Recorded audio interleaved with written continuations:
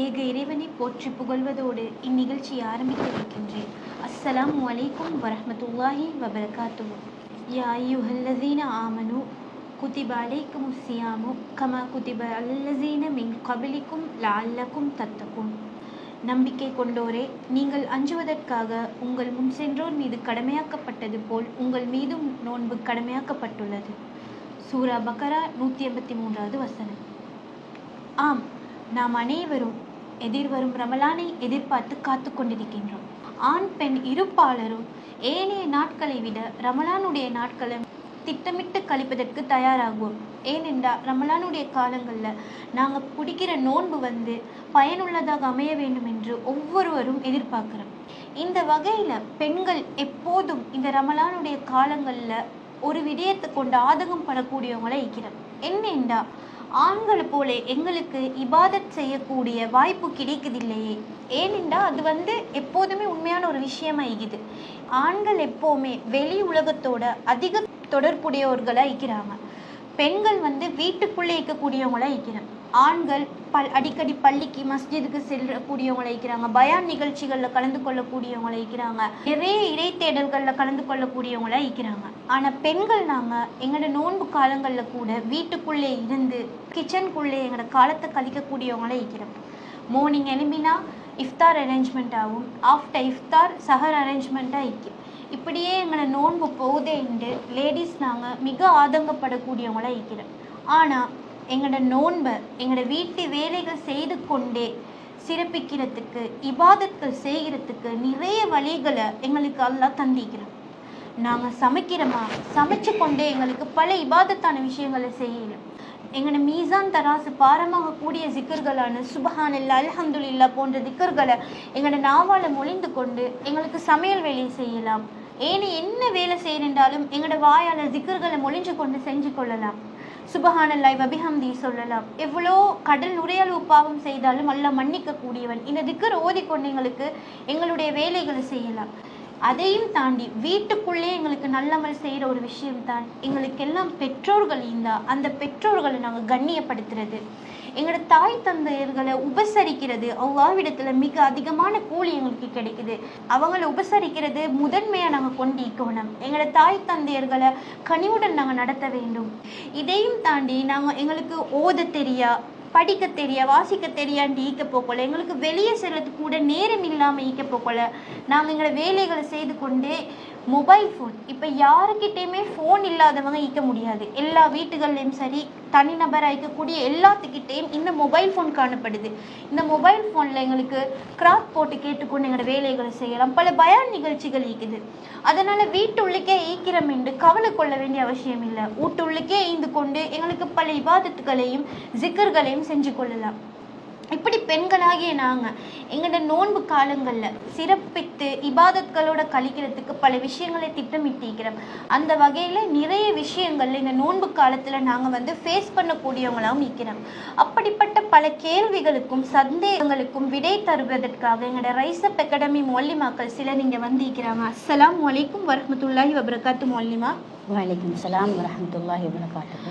மொல்லிமா, பொதுவாக பெண்கள் ஏனைய காலங்களை போலே நோன்பு காலங்களில் மிகவும் ஸ்ட்ரெஸ்ஸாக ஃபீல் பண்ணுறாங்க. அவங்களுக்கு நோன்பும் இல்லை, தொழுகையும் இல்லை, அதே போல் குர்ஆனையும் தொட்டு ஓத முடியாத நிலையில் இருக்கிறாங்க.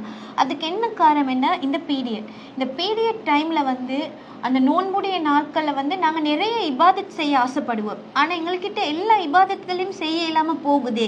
குர்ஆன் ஓதை மேலா, தொலை மேலா, நோன்பு பிடிக்க எல்லாமே போகுதுன்னு பெண்கள் மன உளைச்சலுக்கு காரணமாகுறாங்க. இப்படிப்பட்ட பெண்களுக்கு நீங்கள் என்ன சொல்ல நினைக்கிறீங்க? ஃபஸ்ட் நம்ம பெண்களாக இருக்கக்கூடிய நம்ம புரிஞ்சுக்கொள்ளணும்னா இது ஸ்ட்ரெஸ் ஆகிறதுக்குரிய விஷயம் இல்லை. இந்த கொஷனுக்கு நம்ம ஆன்சர் பண்ணுறது முன்னாடி சில விஷயங்களை நம்ம அண்டர்ஸ்டாண்ட் பண்ணணும்னா எங்களுக்கு இதுக்கு ஆட்டோமேட்டிக்காக விட தெரிய வரும்.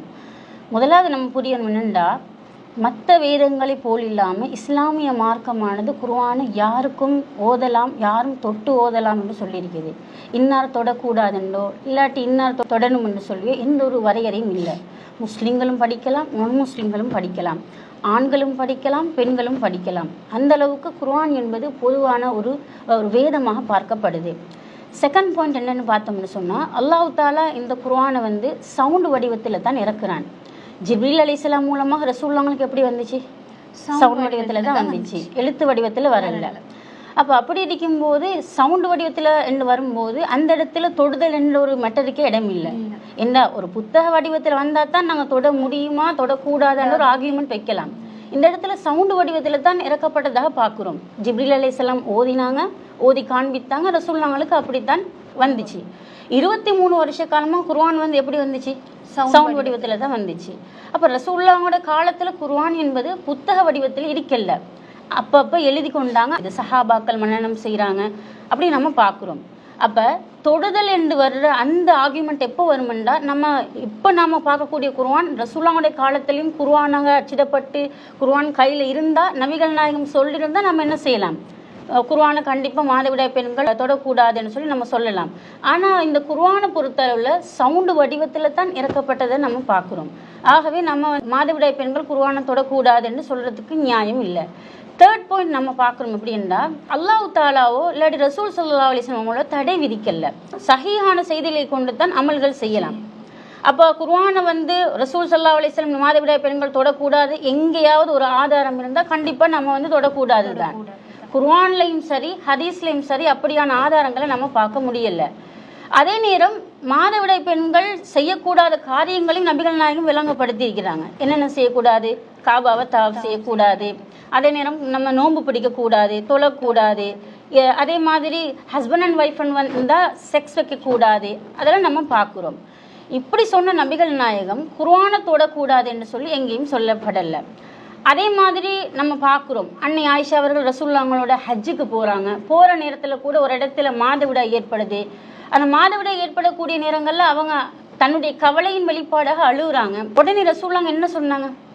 ஹாஜிகள் செய்ய வணக்கங்களை நீ செய்யலாம், காபாவை செய்கிறத தவிர்த்துக்கொள், உனக்கு காபாவை செய்வதை விட்டு விட்டு ஏனைய வணக்கங்களை புரி என்று சொல்லி நபிகள் நாயகம் என்ன செய்யறாங்க? அமல்கள் செய்வதற்கு தூண்டினாங்களே தவிர காபாவை தவாஃப் செய்யக்கூடாது, அதே நேரம் குர்ஆனை ஓதக்கூடாதுன்னு சொன்னாங்களா? சொல்லி இருந்தா, தெளிவாக சொல்லப்பட்டிருந்தா நம்ம செய்யக்கூடாது. அப்ப இதுல இருந்து நம்ம இது ஒரு தெளிவான ஒரு ஆதாரம். அன்னை ஆயிஷாவுக்கு இந்த இடத்துல குர்ஆன் ஓதாதே அப்படின்னு சொல்லி எந்த ஒரு தடையும் நம்ம பார்க்க முடியாம இருக்குது. அப்போ அதே மாதிரி நம்ம அடுத்த பாயிண்ட்டை நம்ம பார்க்கலாம். எப்படின்னு சொன்னால், ஒரு குர்ஆன் வசனத்தை அவங்க காட்டுவாங்க. சூரா வாக்கியால் இடம்பெறக்கூடிய வசனம், லா யமஸ்ஸுஹு இல்லல் முத்தஹ்ஹரூன், தூய்மையானவர்களை தவிர இந்த குர்ஆனை யாரும் தொடமாட்டார்கள் அப்படின்னு சொல்லி ஒரு வசனத்தை காட்டுவாங்க. அதை நீங்கள் கேள்விப்பட்டிருப்பீங்க. இந்த வசனத்தை வச்சு மாத்திரம் குர்ஆனை வந்து நம்ம மாதவிடாய் பெண்கள் தொடக்கூடாதுன்னு சொல்ல முடியாது. ஏன்னா இது ஒரு பொதுவான ஒரு விஷயம். இந்த பொதுவான விஷயம் என்று நாம் பார்க்கறதுக்கு முன்னாடி இந்த வசனத்துக்கு முன்னாடி சொல்லப்பட்ட வசனங்களை எடுத்து பாருங்க. அந்த வசனங்களை எடுத்து பார்த்தோம்னு சொன்னால் இந்த வசனம் நம்ம கையில் இருக்கக்கூடிய குர்ஆனை பற்றி பேசலன்னு விளங்கும். அல்லாஹ் என்ன சொல்றான்டா, இன்னஹு லகுர்ஆனுன் கரீம் ஃபீ கிதாபின் மக்னூன் லா யமஸ்ஸுஹு இல்லல் முத்தஹ்ஹரூன், இது பாதுகாக்கப்பட்ட பதிவேட்டில் உள்ள மகத்துவமிக்க குர்ஆனாகும், தூய்மையானவர்களை தவிர இந்த குர்ஆனை யாரும் தொட மாட்டார்கள் என்று சொல்லி அல்லாஹ் தாலா குர்ஆன்ல சொல்வதை நம்ம பார்க்குறோம். இப்போ இதுல என்ன விளங்குதுண்டா, நாம தொட முடியாத குர்ஆன் எதென்று பார்த்தோம்டா, அல்லாஹ் தாலாவால் பாதுகாக்கப்படக்கூடிய லவ்ஹுல் மஹ்ஃபூல் இருக்கக்கூடிய குர்ஆன் தான். அந்த குர்ஆனை வானவர்கள், தூய்மையானவர்கள் தானே, நாம பாவம் செய்யறோம், வானவர்கள் பாவம் செய்வாங்களா? தூய்மையானவர்களை தவிர தொட முடியாதுன்னு சொல்லி அல்லாஹ் தாலா இடத்துல இருக்கக்கூடிய லவ்ஹுல் மஹ்ஃபூல் இருக்கக்கூடிய குர்ஆனை பத்தி தான் பேசப்படுது. எனவே வெறுமனே இந்த ஒரு வசனம், அதாவது லா யமஸ்ஸுஹு இல்லல் முத்தஹ்ஹரூன், அந்த வசனத்தை மாத்திரம் வைத்து குர்ஆனை வந்து மாதவிடாய் பெண்கள் தொடக்கூடாதுன்னு சொல்லக்கூடாது. உண்மையிலே நம்ம பார்த்தோம்னா ரமலானுடைய மாதம் என்று எப்படிப்பட்ட மாதம்? ஈமான கூட்டக்கூடிய மாதம், இபாதத்துகளை செய்யக்கூடிய மாதம். பெண்கள் தொழக்கூடாதென்று அல்லாஹ் தாலா எங்களை தடை விதிக்கிறான். அதே நேரம் நோன்பு பிடிக்கக்கூடாதுன்னு தடை விதிக்கிறான். நாம் ஈமானோடு இருக்கணும்டா, அல்லாவோட பேசணும்டா, எங்களுக்கு ஒரே ஒரு வாய்ப்பு தான் இருக்குது. அது என்ன வாய்ப்பு? குர்ஆன் ஓதுறது. நிறைய பெண்கள் குர்ஆன் வந்து அவங்களுக்கு மனநலத்தில் இருக்கிறது, பார்த்து தான் ஓதக்கூடியவங்களா இருப்பாங்க. சில ஆலிம்கள் என்ன சொல்றாங்கன்னு சொன்னா, மாதவிடாய் பெண்கள் குர்ஆனை தொடக்கூடாது, கைகளால் தொடுறதை விட அவங்க கைக்கு வந்து கிளவுஸ் போட்டுட்டு தான் தொடணும், இல்லாட்டி குர்ஆனுடைய தாளை பெறட்டுன்னு சொன்னா ஒரு குச்சி எடுத்து குர்ஆனை தாளில் பெறட்டுறது வந்து மிகவும் சிறந்தது அப்படின்னுலாம் சொல்றாங்க. முதலாவது நம்ம ஆரம்பத்தில் நம்ம புரிஞ்ச மாதிரி, அதாவது இந்த குர்ஆன் சவுண்ட் வடிவத்தில் தான் அருளப்பட்டுச்சு, புத்தக வடிவத்தில் என்றதை அந்த ஆளுங்கள் புரிஞ்சாங்கன்னு சொன்னால் இந்த மாதிரியான மார்க்க தீர்ப்புகள் அவங்க சொல்லியிருக்க மாட்டாங்க. ஏனென்றால் குர்ஆன் என்பது வந்து சவுண்ட் வடிவத்தில் தான் அருளப்பட்டுச்சு. அதனால் நம்ம கைக்கு க்ளவுஸ் போட்டு தான் குர்ஆனை தொடணுமென்றோ இல்லாட்டி வந்து நம்ம வந்து குச்சியால் தான் இந்த தாளை பிரட்டணுமென்றோ நம்ம சொல்கிறதுக்கு நபிகள் நாயம் எங்களுக்கு எந்த ஒரு வழிகாட்டலையும் சொல்லவில்லை. தாராளமாக பெண்கள் குர்ஆனை தொடலாம், தொட்டு ஓதலாம். நம்முடைய உரிமைகளில் இவங்க கை வைக்கிற மாதிரி, யாரு குர்ஆனை தொடக்கூடாதுன்னு மாதவிடாய் பெண்கள் தொடக்கூடாதுன்னு சொல்கிறாங்களோ முஸ்லீம் பெண்களுடைய உரிமைகளை கை வைக்கிற மாதிரி இருக்குது. எனவே தாராளமாக உங்களுக்கு பெண்களாகிய நமக்கு எந்த நேரத்திலையும் குர்ஆனை ஓதலாம், தடையில்லை. இஸ்லாமிய மார்க்கம் இலகுவான மார்க்கம். மூலிமா இதே போல தான் இப்போ பெண்கள் வந்து அமல் செய்யக்கூடிய ஆர்வத்தில் என்ன செய்கிறாங்கன்னா, இந்த பீரியட் வந்து நிற்கிறதுக்காக டேப்லெட் யூஸ் பண்ணுறாங்க. இப்போ அப்படி யூஸ் பண்ணுறது சரியா மூலிமா? மாதவிடாய் என்பது முதலாவது பெண்கள் புரிஞ்சு கொள்ளணும்னு சொன்னால் இறைவன் வைத்த நியதி. ஹவ்வா அலைஹிஸ்ஸலாம்ல இருந்து அதாவது உலகம் அழியும் வரைக்கும் எந்த பெண்கள் பிறக்கிறார்களோ அந்த பெண்களுக்கு அல்லாஹ் தஆலா வைத்த நியதி தான் இந்த பீரியட்ஸ் என்று சொல்கிறது. அல்லாஹ் வச்ச விதியை வந்து இந்த டேப்லெட்ஸை நம்ம யூஸ் பண்ணி மாதவிடாய் நிப்பாட்டுறது என்றது அல்லாஹ் வச்ச நியதியை மாற்ற மாதிரி. ஏன்னா அல்லாஹ் நமக்கு எழுதின நியதி. மாதவிடாய் என்றது உண்மையிலே ஒரு வேதனையான ஒரு விஷயம்தான். இருந்தாலும் அந்த மாதவிடாயில தான் பெண்மையை அல்லாஹ் தந்திருக்கிறான். ஒரு சமூகம் உருவாகக்கூடிய ஒரு பெரிய ஒரு செட்டப் தான் மாதவிடாய் என்றது. அப்போ இந்த மாதவிடாய் வரக்கூடிய நாட்களில் இஸ்லாம் என்ன சொல்லுதுன்னு சொன்னால் சில விஷயங்களை தடை செய்யுது. வணக்க வழிபாடுகளை நம்ம பார்க்குறோம், தொழுகை, அதே மாதிரி நோன்பு, இதெல்லாம் தடை செய்யுது. அப்போ அப்படியான நேரங்களில் சில பெண்கள் என்ன செய்கிறாங்கன்னா நிறைய அமல் செய்யணும், அல்லாஹ்வை நெருங்கணும், அதனால டேப்லெட்டை யூஸ் பண்ணினோம்னு சொன்னால் பீரியட்ஸ் வராது, என்ன சில அமல் செய்யலாம். நிறைய பெண்கள் இதை எப்போ யூஸ் பண்ணா தெரியுமா? எப்போ யூஸ் பண்ணான்னு நினைக்கிறீங்க? ஹஜ்ஜுக்கு போகிற டைம், ஹஜ்ஜுக்கு போகிற நேரம். வேற எப்போ யூஸ் பண்ணுறாங்க? கடைசி 10 ரமலானுடைய கடைசி 10ல் இந்த டேப்லெட் அதிகமாக யூஸ் பண்ணுறாங்க. ஏனெண்டா லைலத்துல் கத்ருடைய இரவு வருதா இல்லையா? லைலத்துல் கத்ருடைய இரவு வந்து ரமலானுடைய கடைசி 10ல் ஒற்றை தினங்களில் 21, 23, 25, 27, 29 இந்த நாட்களில் ஒற்றைப்படைகளில் தேடுங்கன்னு சொல்லி நபிகள் நாயம் சொல்கிறாங்க. எங்களோட பெண்கள் என்ன பார்க்குறாங்கன்னா கடைசி 10ல் மாதவிடாய் வந்துட்டேன்னு சொன்னால் இப்போ நம்ம எந்த அமலும் செய்ய முடியாது. அதுக்கு முன்னாடி என்ன செய்வாங்கன்னா டேப்லெட்டை யூஸ் பண்ணுவாங்க. இது முற்றிலும் தவறு. ஏனென்றா இது இயற்கை விதி. அன்னை ஆயிஷா ஹஜ்ஜுக்கு போகிறாங்க. ஹஜ்ஜு என்பது ஒரு சிறந்த ஒரு வணக்கம், பாவங்களை மன்னிக்கக்கூடிய ஒரு வணக்கம். அப்படிப்பட்ட ஒரு வணக்கத்திலேயே என்ன செய்யப்படுதுன்னு சொன்னால் ரசூலுல்லாஹ் என்ன சொன்னாங்க? காபாவை தவாஃப் செய்யாதீங்க. காபாவை தவாஃப் செய்ய தடை விதிக்கப்படுது. நோன்பும் அது மாதிரி தான். நோன்பு பிடிக்க வேணாம்னா பிடிக்கக்கூடாது. அப்போ நாம் அதுக்காக டேப்லெட்டை நம்ம யூஸ் பண்ணி அந்த டேப்லெட் மூலமாக எத்தனையோ சைடு எஃபெக்ட்களை வர வச்சு நமக்கு நாம் நாசத்தை தேடுறதை விட நாம் அதை யூஸ் பண்ணாமல் மற்ற இபாதத்துகள், அதாவது நோம்பு பிடிக்கலாட்டி எங்களுக்கு தொலை முடியாட்டி குர்ஆன் ஓதலாம். நம்ம இப்போ பார்த்தோம். அதே மாதிரி பெற்றோர்களுக்கு நீங்கள் சொன்ன மாதிரி உதவிகள் செய்யலாம், சதகாக்களை செய்யலாம். இப்படி இஸ்லாம் வந்து எங்களுக்கு நன்மை விஷயத்தில் குறை வைக்கல, நிறைய நம்ம அமல்களை செய்யலாம். அல்லாஹ் குர்ஆனில் சொல்கிறான், வலா துல்கு பிஐதீக்கும் இலத் தஹ்லுகா, உங்களுடைய கரத்தாலே நீங்கள் நாசத்தை தேடிக்கொள்ளாதீர்கள். வஹ்சினு, நீங்கள் அமல் செய்யுங்கள். இன்னல்லாஹ யுஹிப்புல் முஹ்சினீன், அல்லாஹ் தஆலா நன்மை செய்யக்கூடியவர்களை நேசிக்கின்றான் என்று சொல்லி குர்ஆன்ல அல்லாஹ் சொல்றான். எனவே நாம வந்து அமல் செய்கிறோம் என்ற பேரில் போய் நமக்கு நாசத்தை ஏற்படுத்தக்கூடாது. அல்லாஹ் விதிச்ச விதி நாம் என்ன செய்யணும்? அதை பொருந்தி கொண்டு அல்லாஹ் தடை விதிச்சதை நம்ம அப்படியே செய்யாமல் ஏனைய அமல்களை நம்ம செய்து கொள்ளலாம். ஜஸாக்கல்லாஹ் ஹைர் மூலிமா நல்ல தெளிவுண்ட நீங்கள் சொன்னீங்க. அஸ்ஸலாமு அலைக்கும் மூலிமா. வலைக்கும் சலாம். ப்ரெக்னென்ட் லேடிஸும் இந்த பால் கொடுக்குற தாய்மார்கள் மீக்கிறாங்க தலை மூலிமா, இவங்க வந்து நோன்பு நேரங்களில் அவங்க விடுபட்ட நோன்பை கலா செய்கிறாங்க. சில பேர் பரிகாரம் செய்கிறாங்க. அதாவது நோன்பை பிடிக்காமல் நோன்புக்கு பதிலாக வந்து ஏழைகளுக்கு உணவு கொடுத்து கொண்டு சதக்கா பண்ணி கொண்டு பரிகாரம் செய்கிறாங்க. இப்படி இந்த ஃபீட் பண்ணுற மதர்ஸும் இந்த ப்ரெக்னென்ட் லேடிஸும் அவங்களோட விடுபட்ட நோன்பை கலா செய்யணுமா அல்லது அதற்கு பதிலாக பரிகாரம் செய்கிறது சரியா? அதாவது இந்த கர்ப்பிணி பெண்கள், பாலூட்டக்கூடிய பெண்களை பொறுத்தவரையில் ஒரு கருத்து வேறுபாடான ஒரு விஷயமா காணப்படுது. ஆனால் இதை நாங்கள் எளிமையான முறையில் எங்களுக்கு இதை வந்து இதுக்கு ஒரு தெளிவு இருக்குது. என்னென்று சொன்னால், முதலாவது இந்த பாலூட்டக்கூடிய பெண்களும் அதே நேரம் இந்த கர்ப்பிணி பெண்களும் வந்து நோயாளிகள் என்ற பட்டியலுக்குத்தான் வருவாங்க.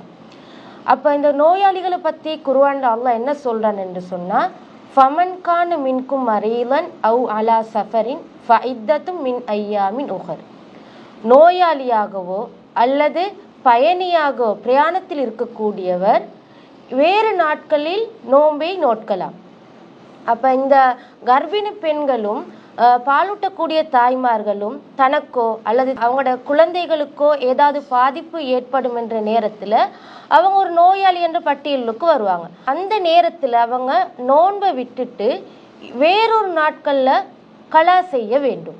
இதுதான் அல்லாஹ் குர்ஆன்ல சொல்கிற தெளிவான ஒரு பதிலாக இருக்கின்றது.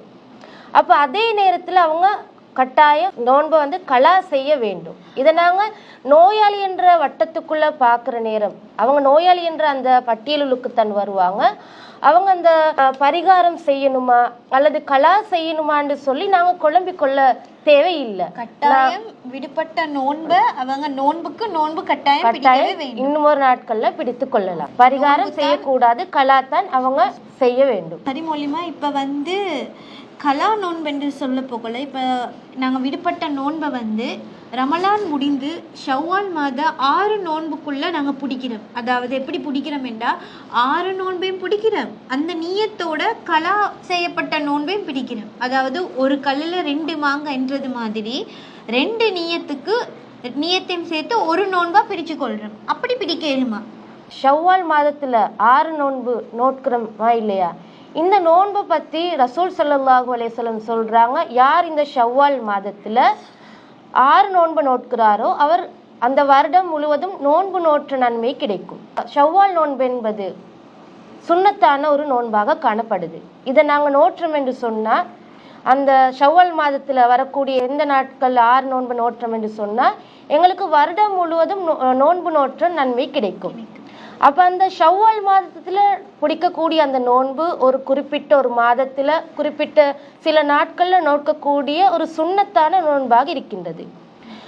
அந்த நோன்பை நாங்கள் நோட்கிற நேரம் அந்த நீயத்தோட நாங்கள் கலா செய்கிறோம், அந்த விடுபட்ட நோன்பை கலா செய்கிறோம் என்ற இன்னுமொரு நீயத்தில் எங்களால் அந்த நோன்பை பிடிக்க முடியாது. அதாவது இந்த ஷவ்வாலுடைய இந்த நோன்பை நோற்றா எங்களுக்கு வருடம் முழுவதும் நன்மை கிடைக்க வேண்டும் என்கின்ற எண்ணத்தில் நாங்கள் அந்த நோன்பை நோட்கிற நேரம் நாங்கள் கலா செய்கிறோம் என்ற நியத்தில் அந்த நோன்பை நினைத்து நோட்க முடியாது. எந்த நியத்துக்காக வேண்டி நாங்கள் அந்த நோன்பை நோட்கிறோமோ அதற்குரிய கூலி தான் எங்களுக்கு கிடைக்கும்.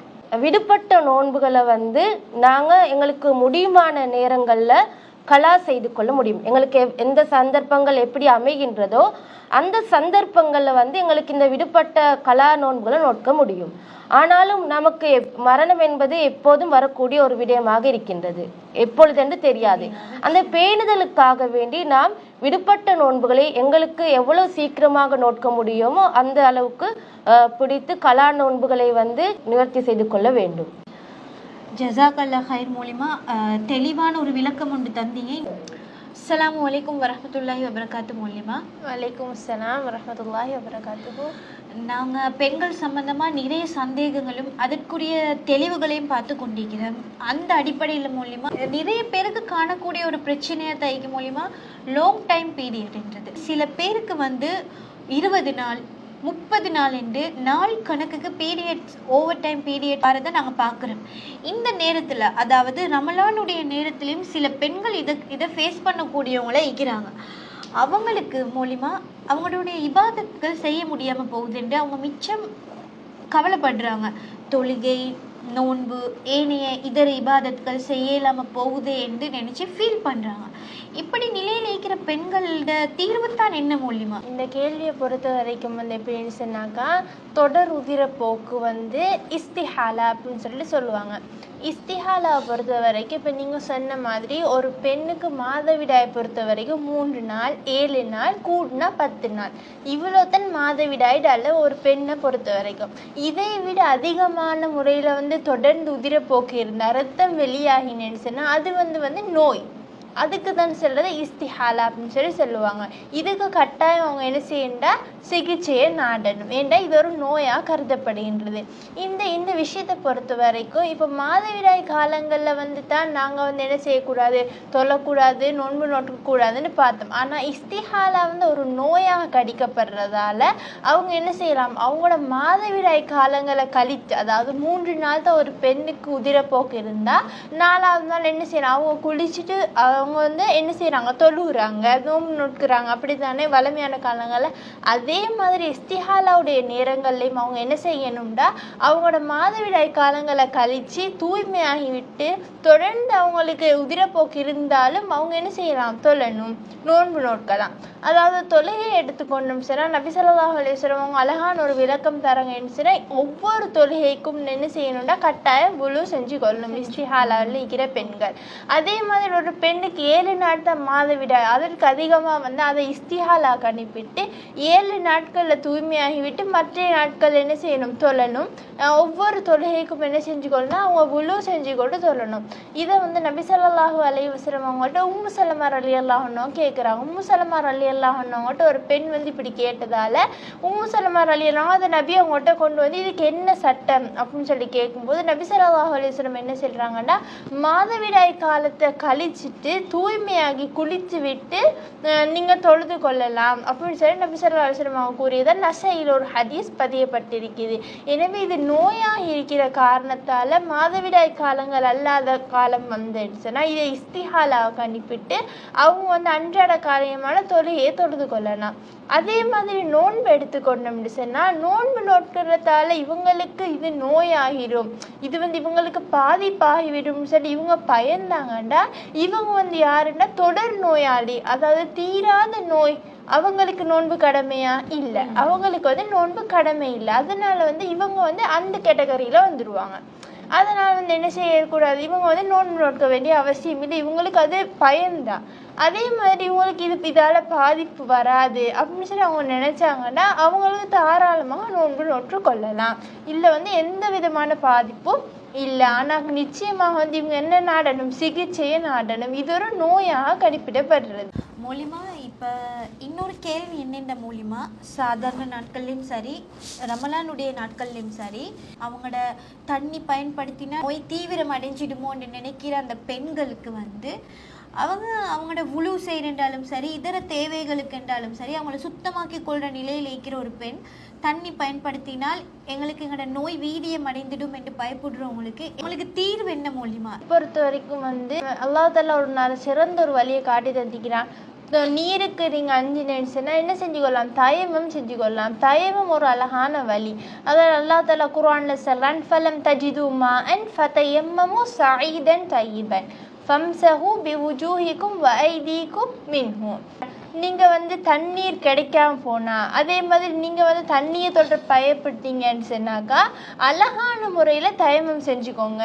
இந்த தயமம் எப்படி செய்கிறதுன்னு சொல்லி அல்லாஹ் தஆலா குர்ஆன்ல சொல்லக்கொள்ள எப்படி செய்கிறான், அதாவது நீங்கள் மண்ணை கொண்டு முகத்தையும் கைகள் ரெண்டையும் என்ன செய்து கொள்ளணும், மசகு செய்து கொள்வது தான் இந்த தயமம். இந்த தயமத்தை வந்து நீர் கிடைக்காத பட்சத்துலேயோ அதே மாதிரி நீங்கள் சொன்ன மாதிரி தண்ணியை தொடுறது சிரமமாகிற பட்சத்துலேயோ அழகான முறையில் இஸ்லாம் காட்டி தந்த வழித்தான் வந்து இந்த தயமமாக கருதப்படுகின்றது. ஜஸாக்கல்லாஹ் ஹைர் மூலிமா நீங்களும் தெளிவான பதில் ஒன்று தந்தீங்க. இறுதியாக எந்த நோன்புக்கும் வரக்கூடிய ஒரு கேள்வி, அது அந்த கேள்வியை கேட்டு சங்கடத்துக்கு ஆளாகும் என்று சில பெண்கள் அதை கேட்க தயங்குற நிலையில் இருக்கிறாங்க. என்னென்ற மூலிமா குளிப்பு கடமையான நிலையில் நாங்கள் சஹர அடைஞ்சிட்டோம் வேண்டாம் எங்களுக்கு முடிவுண்டு என்ன மூலிமா என்ன தீர்வு இருக்குது. அவங்க என்ன செய்கிறாங்கன்ற சில பெண்கள் குளிப்பு கடமையான நிலையில் சஹர அடைஞ்சிட்டா நோன்பு பிடிக்கிறாங்க. இல்லை, கடமையான குளிப்புக்கும் நோன்புக்கும் தொடர்பு இல்லை. எப்போ நம்ம கடமையான குளிப்புண்டு குளிக்கணும்னு சொன்னால் தொழுறதுக்காக வேண்டித்தான். நம்ம சஹர் செய்வதற்கோ நோன்பு பிடிப்பதற்கோ கடமையான குளிப்பு வந்து அதனுடைய தேவைப்பாடு இங்கே இல்லை. ஏன்னா ரசூல் ஸல்லல்லாஹு அலைஹி வஸல்லம் அவங்களுடைய ஹதீஸ் மூலமாக நம்ம பார்க்கணும் அப்படின்னு சொன்னால், அன்ன ரசூலுல்லாஹி ஸல்லல்லாஹு அலைஹி வஸல்லம் கான யுத்ரிகுல் ஃபஜ்ர் வஹுவ ஜுனுபுன் மின் அஹ்லிஹி. நபிகள் நாயம் ஸல்லல்லாஹு அலைஹி வஸல்லம் அவங்க வந்து குளிப்பு கடமையான நிலையில், அதாவது தன்னுடைய குடும்பத்தாரோடு இல்லற உறவை மேற்கொண்டதன் காரணமாக குளிப்பு கடமையானவர்களாக ஃபஜ்ரை அடைந்தார்கள் என்று சொல்லி இந்த ஹதீஸில் பார்க்குறோம். சும்ம யகத்தசிலு, பின்னர் குளித்தார்கள். வயசூமு, அவர்கள் நோன்பை தொடர்ந்தார்கள் என்று நம்ம பார்க்குறோம். இது புகாரில் வரக்கூடிய ஒரு செய்தி. இந்த ஹதீஸில் என்ன சொல்லப்படுதுன்னா, நபிகள் நாயகம் கடமையான குளிப்பு உடையவராக ஃபஜ்ரை அடைந்தார்கள். அப்போ ஃபஜ்ருடைய நேரத்தை அடைந்தாங்கன்னு சொன்னால் சஹர் செஞ்சிருப்பாங்களா இல்லையா? அதுக்கு பின்னாடி தான் யகதசிலு, அதாவது நபிகள் நாயகம் ஃபஜ்ருக்கு பின்னாடி தான் குளிச்சிருக்கிறதாக இந்த ஹதீஸில் பார்க்குறோம். பின்னாடி நோன்பதை கண்டினியூ பண்ணியிருக்கிறாங்கிறத பார்க்குறோம். இந்த செய்தியிலேருந்து நம்ம என்ன வழங்குறோம்னா, கடமையான குளிப்பு என்பது சஹர் செய்வதற்கு ஒரு தடையாக இருக்கல்ல, நோன்பு பிடிக்கிறது ஒரு தடையாக இருக்கல்ல. எனவே பெண்கள் மட்டுமல்ல, இந்த பிரச்சனை வந்து ஆண்களுக்கும் வரக்கூடியதாக இருக்குது. அப்போ கடமையான குளிப்பு உள்ளவர்கள் சஹருடைய நேரத்தை அடைந்தாங்கன்னு சொன்னால், நோன்பு பிடிக்கக்கூடிய நிலையில் இருந்தாங்கன்னு சொன்னால், அவங்க தாராளமாக சஹர் செய்தெல்லாம், சஹர் செஞ்சுட்டு அவங்க என்ன செய்யலாம்னா குளிக்கலாம். ஃபஜ்ருடைய தொழுகைக்காக குளிப்பது தான் கடமையாக இருக்குது. அப்போ எந்த அளவுக்கு நம்ம வந்து குளிக்கிறதுக்காக நம்ம வந்து குளிக்கிறதை முற்படுத்துகிறோமோ அந்த அளவுக்கு மிகவும் சிறந்தது. எனவே தாராளமாக அவங்க வந்து அதாவது நோன்பு பிடிக்கிறதுலையோ சஹர் செய்வதிலையோ தடை இல்லை. ஜஸாக்கல்லா ஹைர் மூலிமா பெரிய எல்லோருக்கும் வரக்கூடிய இந்த பிரச்சனைக்கு நீங்கள் அழகான முறையில் தெளிவாக தீர்வுண்ட சொல்லிட்டீங்க. இன்று அனைத்து பெண்களுக்கு வரக்கூடிய அனைத்து கேள்விகளுக்கும், அனைத்து பிரச்சனைகளுக்கும், அவங்களுடைய ஆதங்கங்களுக்கும் எங்களோட ரைஸ் அப் அகாடமி மொல்லிமமார்களுடன் இந்த கலந்துரையாடல் மிகவும் பிரயோசனமாக இருக்கும் என்று நான் நம்புகிறேன். ஏனென்றால் நாங்கள் எங்களுடைய நோன்பு காலத்தை மாதவிடாய் நேரங்களிலும் சரி, கர்ப்பிணியாக இருந்தாலும் சரி, ஃபீட் பண்ணுற ஒரு மதராக இருந்தாலும் சரி, லாங் பீரியட் டைமில் இருந்தாலும் சரி, எந்த நேரத்திலையுமே நாங்கள் எங்களுடைய இபாதத் செய்யக்கூடிய இபாதத்துடைய வேலைகளை இதை காரணம் காட்டி எப்போவுமே தள்ளி போடக்கூடாது. இதெல்லாம் ஜஸ்ட் கொஞ்ச நாளைக்கு வர ஒரு பிரச்சனைன்றதை தாண்டி போயிட்டுக்கொண்டே இருக்கணும். ஏனென்றால் கடந்த நோன்புல ரமலான்ல எங்களோட இருந்தவங்க இந்த நோன்புல எங்களோட இல்லை, அடுத்த நோன்புல நாங்கள் கூட இருப்போமான்னு தெரியா. வருகின்ற இந்த நோன்பை, இந்த ரமலானை பிரயோசனம் உள்ளதாக ஆக்குவோம். நிறைய அமல்களை செய்து எங்களுடைய ரமலான் காலத்தை மிக அழகாக பிரயோசனம் உள்ளதாக ஆக்கி எங்களுடைய இம்மை வாழ்வுக்கும் மறுமை வாழ்வுக்கும் பிரயோசனப்படுத்திக் கொள்வோம்.